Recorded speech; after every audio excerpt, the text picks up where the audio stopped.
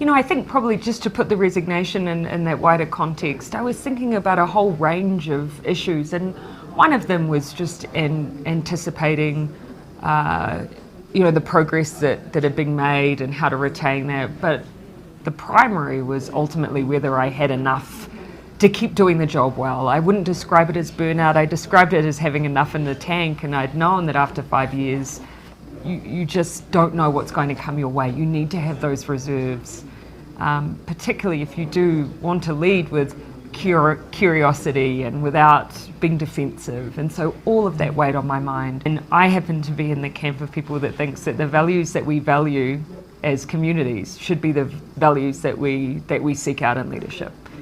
And so I've always had a very simple mantra: why should what we teach our children be any different than what we expect from our leaders? And we teach our kids kindness and generosity and bravery and curiosity.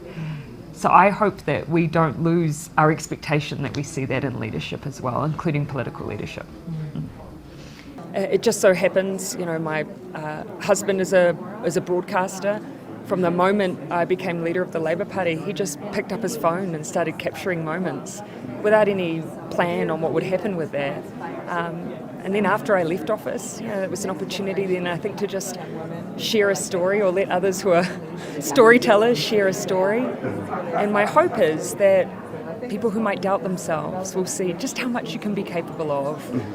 People who are looking for different types of leadership, I hope they see it in this story. Need to show that empathy and kindness, there is a place for that in politics, there's a place for that in leadership.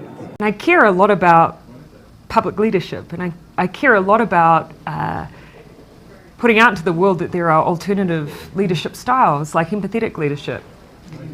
And so after I left office and saw that people started talking a little bit about how empathetic leadership felt unusual to them and they hadn't seen much of it, that I wondered whether or not I could play some small part in just rehumanizing leadership and demonstrating that you can be an empathetic leader and you can also do a job successfully.